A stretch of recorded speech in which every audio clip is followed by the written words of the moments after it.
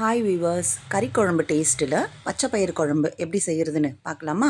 அதுக்கு முதல்ல குக்கரை வச்சுக்கோங்க, எண்ணெய் ஊற்றிக்கோங்க, பட்டை லவங்கம் சோம்பு போட்டுக்கோங்க, வெங்காயம் போட்டுக்கோங்க, நல்லா வதங்கணும், கலர் சேஞ்ச் ஆகும். இந்த நேரத்தில் கட் பண்ணி வச்சுருக்கிற தக்காளியை சேர்த்துக்கோங்க. தக்காளி சேர்த்து நல்லா வதக்கிக்கோங்க.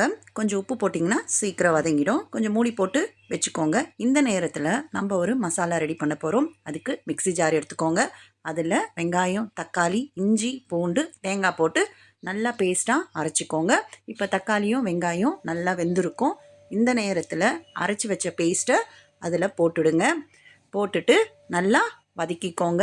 நல்லா பச்சை வாசம் போகணும், அது வரைக்கும் நல்லா வதக்கிக்கோங்க. எண்ணெயிலேயே நல்லா வதக்குனாதான் அந்த பச்சை வாசனை போகும்.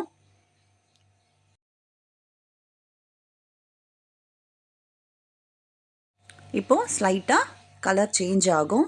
இந்த நேரத்தில் ஒரு 1/2 ஸ்பூன் மஞ்சள் தூள் போட்டுக்கோங்க. காரத்துக்கு ஏற்ற மாதிரி மிளகாத்தூளும் போட்டுக்கோங்க.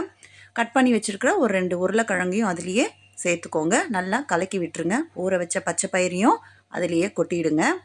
நல்லா கலந்து விட்டுக்கோங்க.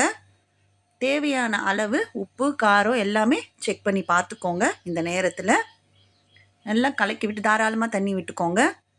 எனக்கு கொஞ்சம் உப்பு கம்மியாக இருந்தது, அதனால் கொஞ்சம் நான் சேர்த்துக்கிட்டேன்.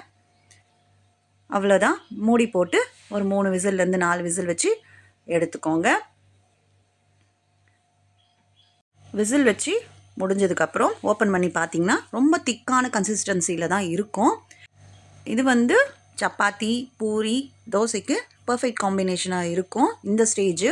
ஆனால் நான் இட்லிக்காக பண்ணியிருக்கேன், அதனால் கொஞ்சம் தண்ணி போட்டுக்கிறேன். அதில் கொஞ்சம் லூஸாக இருந்தால் தான் நல்லாயிருக்கும் இட்லிக்கு சாப்பிட்றதுக்கு. நானே கொஞ்சம் எக்ஸ்ட்ராவாக தண்ணி ஊற்றிக்கிறேன். அவ்வளோதான். அதில் கொத்தமல்லி தழை போட்டு ஒரு கொதி வந்ததுக்கப்புறம் இறக்குனிங்கன்னா சுவையான டேஸ்டான கறி குழம்பு டேஸ்ட்டில் பச்சை பயிறு குழம்பு ரெடி.